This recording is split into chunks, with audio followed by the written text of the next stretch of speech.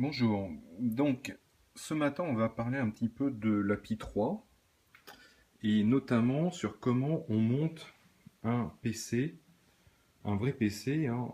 Donc là, on approche en tout en un avec une Pi 3. Donc, pour ce faire, on a commencé à tester le tout en un de Pitop, hein. Donc là, c'est le Pitop Seed, donc c'est la version desktop. Donc, l'emballage, hein, il est assez propre. On dispose d'une caisse, hein, donc le boîtier châssis entier, et d'un écran qui mesure 14 pouces. Donc là, c'est la version standard sans les modules que l'on peut acheter en plus. Donc, à quoi ressemble le P-Top Seed? Donc, c'est vraiment une caisse, hein.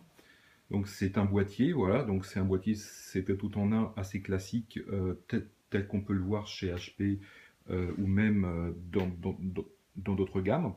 Donc une dalle brillante en traitement. Voilà, donc effectivement assez petit. On a effectivement à l'arrière un petit support. Voilà, donc effectivement assez fin. On dispose là-bas d'un bloc secteur qu'on va brancher, hein. Donc ça, c'est assez classique. Voilà. Et en fait, le boîtier se compose de deux zones.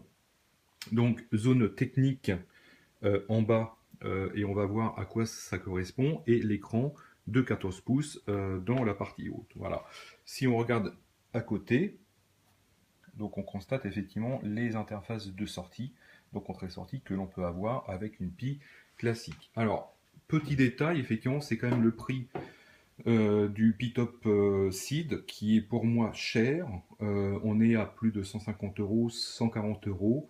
Euh, c'est un bon produit, il est bien packagé. Le boîtier est propre et l'écran est propre, mais cher pour les prestations fournies.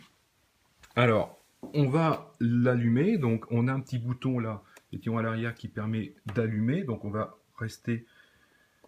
appuyer quelques secondes, le temps que tout s'allume, voilà. Et la pile s'allume. Donc on voit bien que c'est un pingouin, donc c'est un Linux absolument standard. On est dans du Raspbian, hein, qui a été repackagé pour l'occasion. Donc vraiment du pingouin, du Linux absolument classique, tel qu'on le retrouve avec une Pi standard. Donc là, c'est la mise à jour du 23 février que j'ai réinstallé sur la carte SD parce que la précédente, il y a eu un en fait, mais il y a eu un petit problème qui m'a obligé à reflasher en fait la carte SD. Voilà. Donc là, effectivement, on a un dashboard hyper ergonomique, hyper pratique, avec l'accès ici aux principales fonctions du système tel qu'on peut le proposer au grand public. Alors, si on regarde un petit peu la partie technique, donc là, on glisse en fait le cache. Et qu'est-ce qu'on voit? En fait, hein, on voit quelque chose de très simple, hein. Donc, on voit l'API qui est sur la partie droite, donc ici, voilà.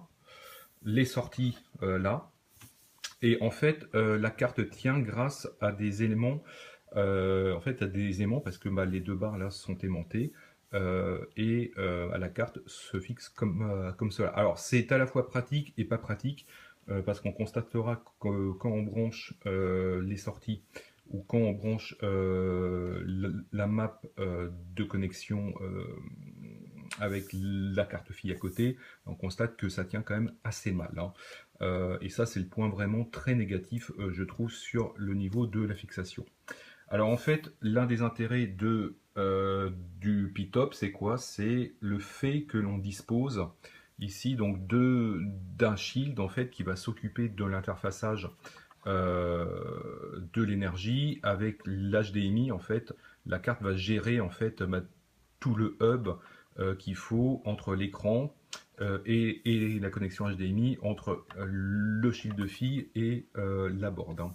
Donc voilà, donc on constate bien qu'on connecte le câble HDMI du shield vers l'API 3.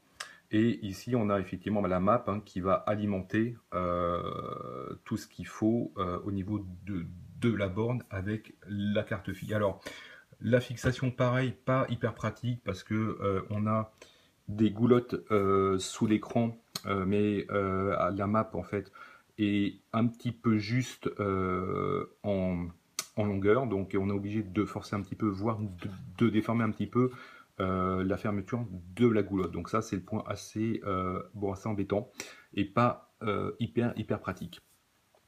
Par contre, bah, pour le reste, hein, c'est assez propre. Il n'y a pas de gros soucis, voilà. Bien penser à connecter clavier, souris avant d'allumer le Pitopside. Et après, pour le reste, on est vraiment dans du très bon classique, hein. À ce niveau-là, il n'y a vraiment aucun souci. Euh,